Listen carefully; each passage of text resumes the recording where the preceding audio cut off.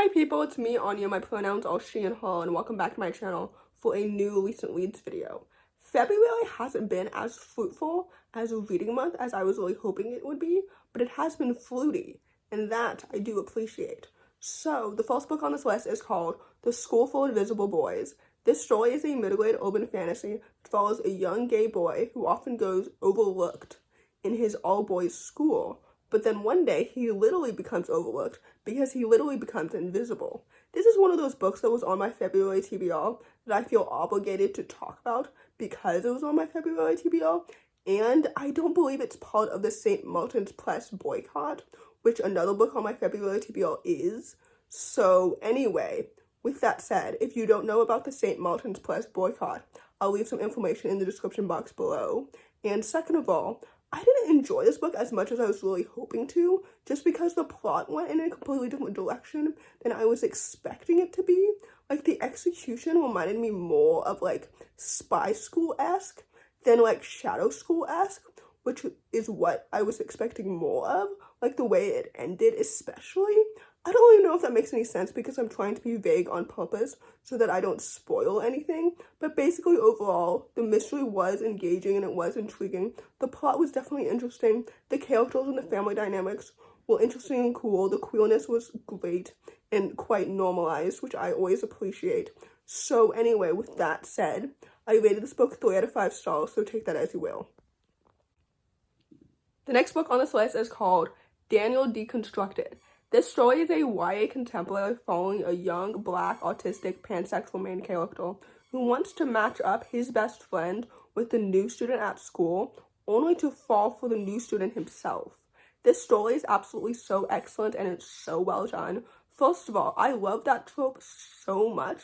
I don't know if it has a specific name necessarily, but the romance in this book reminded me of the romance in OkCupid, which means that it was absolutely so adorable and so well paced and just so good. The friendships were so lovely and so fantastic as well. The queer representation paired with the disability representation was so good and so well done. The plot is so engaging, the characters are so well developed and so distinct. I wasn't expecting to enjoy this book at all, honestly, and I think it's because the author's debut last year, The Wrong Kind of Weird, I didn't really enjoy that much, but this book I absolutely fell in love with so much, and I think it's because, like, the main character's autism hooked me in immediately and didn't let me go. If you didn't know, I'm autistic too, so that type of representation, it just hit home and it was so relatable sometimes.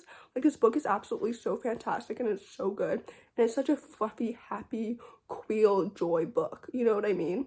Anyway, overall, I rated this book 4 out of 5 stars, and I would definitely highly recommend it. The next book on this list is called The Boyfriend Wish. This story is a YA contemporary following a young South Indian main character who makes a wish for the perfect boyfriend, and then it seems as if her wish has come true when she gets a new next-door neighbor the next day. I didn't like this book as much as I was really hoping to, just because from the very beginning, I knew how this book was going to end. And I don't like knowing how a book is going to end the moment that I start it. You know what I mean? I prefer knowing how a book is going to end, like, I don't know, halfway through instead. I don't really know if that makes any sense, but basically this book for me felt very predictable, and now you could argue that every YA contemporary I've ever read is very predictable because of the genre that it's in, because you know that aliens aren't going to show up at the end of the book and kidnap everybody and, like, replace their brains or whatever. You know what I mean? But basically for me, I just didn't care about any of the factors of this book. Like, I didn't care about any of the characters or the family dynamics really, or like the prank wars, or even the endgame romance, because I just knew how the endgame romance was going to happen from the very beginning because it was set up perfectly. You know what I mean? So, like, I don't really know if any of that makes any sense, but basically overall, I rated this book 3 out of 5 stars, so take that as you will. The next book on this list is called Skater Boy. This story is a YA contemporary following a young gay main character who's known as, like, the resident bad boy, and so he goes on a journey to risk everything to be true to himself. I love coming of age stories, especially about marginalized main characters. Like, this book is done so well. It's so awesome.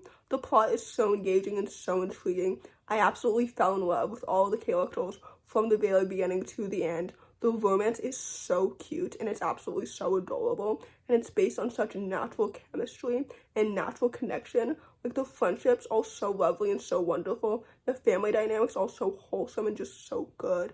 This book is absolutely so incredible and so well done. Like, it's so good and it's so well paced. And I just really enjoyed every single second of it. Like, the punk rock of it all. I don't really know if that makes any sense, but basically overall this book is so good. I really appreciated it so much. So anyway, with all that said, I rated this book 4 out of 5 stars, and I would definitely highly recommend it. The last book on this list, and certainly not the least, is called It Goes Like This. This story is a YA contemporary following 4 ex-bandmates / ex-best friends who band together for one last show. This book I actually DNF'd for the first time when it came out a few years ago, but I'm so glad that I gave it a second chance now and put some distance between it, because I read it at a perfect time. This book is absolutely so fantastic and it's so good. First of all, the writing is so excellent and it's so good. My favorite thing about this book are the characters. Each of the 4 perspectives felt so well done. They each got a perfect amount of page time, if that makes any sense, because I loved each of them individually. I loved the group dynamic as well. I love stories about friendships and how friendships can drift and evolve over time, and what happens, like, in a second chance friendship.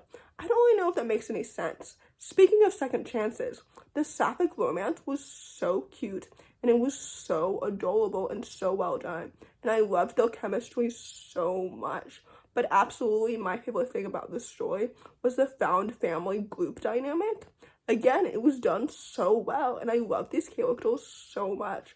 The music elements were done so well too. This book is absolutely so amazing, and it deserves all of its hype and so much more. The queerness is fantastic, the plot is so well paced, the timeline is so cohesive, and the flashbacks were incorporated so well. This book is so fantastic. So anyway, with all that said, I rated this book 4 out of 5 stars, and I would definitely highly recommend it.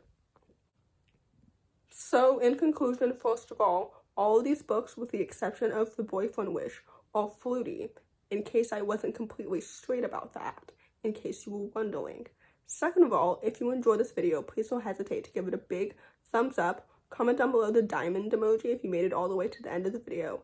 Thanks for watching, subscribe to my channel if you're new, and I'll see you in my next video. Bye!